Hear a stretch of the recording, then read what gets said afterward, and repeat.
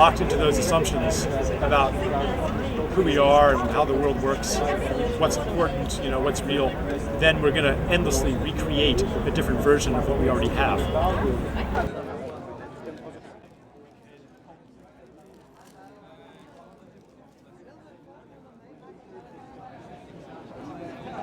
So I think a lot of these ideas are already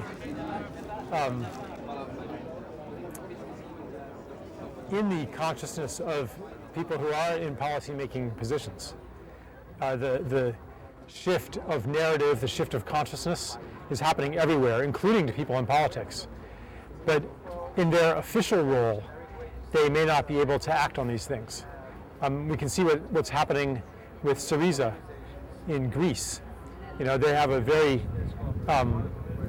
strong left ideology, but when they get into power, their maneuvering room isn't that much bigger than anybody else's. So I guess I'm seeing more of an organic process happening, that the ground is shifting underneath the structures. And the structures create the roles of politicians, CEOs, people like that. So the ground supports the structure contains the role, and often activists will focus on the role, focus on those people and think that if we could only change the minds of the people in power, that things would be much different. But in Greece we have an example where the minds of the people in power are already changed, yet they are helpless to make that much difference. I think it is important to speak to those people, but I don't see that as like the crucial step. And in fact, to see that as the crucial step, in a way accepts the worldview and system of legitimacy and view of how power works and what power is, that is also at the root of our crisis.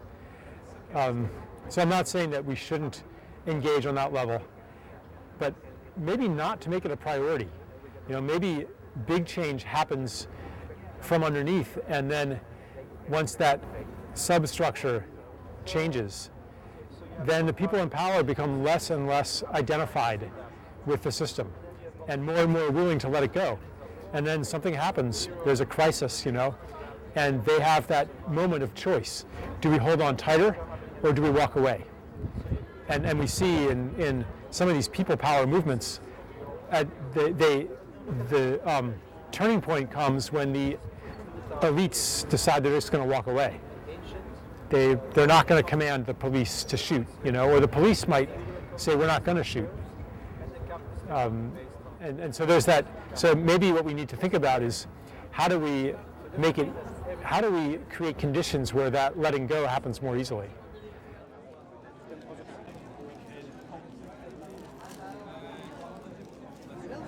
When movements collaborate, their worldview broadens, and they understand that their movement is part of a bigger picture, and become more willing to collaborate with other movements, to ally themselves with other movements, and to broaden the scope of their caring. Sometimes we learn that the thing we identified as the problem is actually just a symptom. So through collaboration with other movements, we can gain a deeper view, a deeper understanding of the origin of the thing that we're trying to change, and work at a deeper level.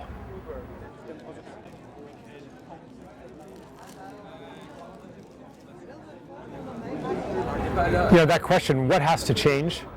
It suggests a kind of urgency and a kind of power relationship that I'm really beginning to question. It seems to imply that, okay, here I am sitting in the change maker's seat, and there's the world out there. What am I going to do to the world to make it change? And what's the most important thing to do right now? So the first step is to figure out the most important thing, and then it's to exert some kind of force to change that thing. And I think that this whole way of thinking might also be part of the problem, or at least of limited utility. Useful in some situations, but maybe whatever we identify as the most critical problem is just a projection of where we already are. I think that we're entering a time of really letting go of how we thought the world worked, and therefore what we thought is the most important thing to do right now. What's the crucial thing? Is it climate change? Well, I see terrible things happening in the name of combating climate change.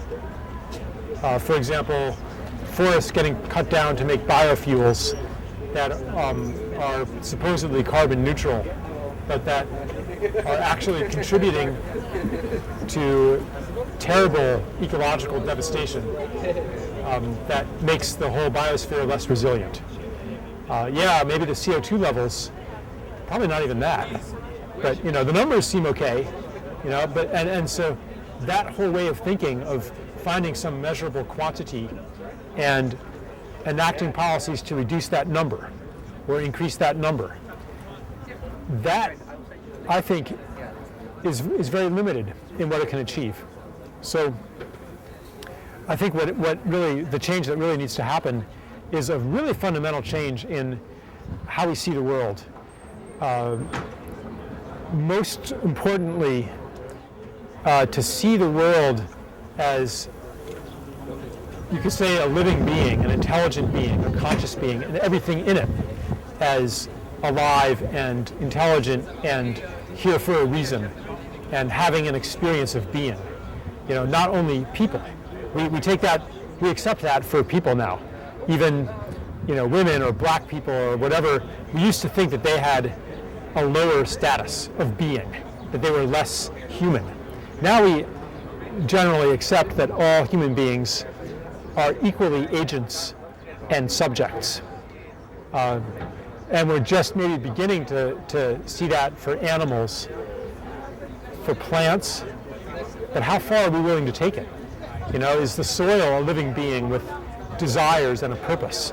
Is a mountain or a river or an ocean or a planet or the sun? Indigenous people saw it that way. They understood that these are beings, and just like if I see you as a being, as a subject with a consciousness and an experience, then I no longer feel free to just exploit you for my benefit. I think we need the same shift in mentality toward the earth itself and everything on it, so that we no longer see it as just there to be exploited as a resource or as just the environment, but we think, well, what does the land want? How can we serve this larger unity that includes us, so that our what we give and what we receive are in balance? And that's not just a matter of more cleverly using our resources. It's a fundamental shift in attitude.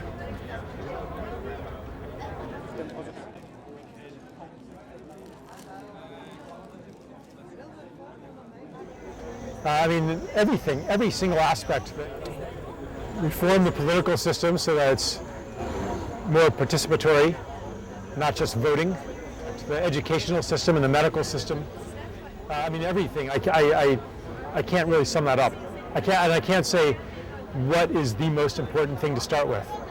Maybe the money system. I've written about that, and money seems very central to everything else that's happening. And I believe if we change the money system, then everything else would change around it.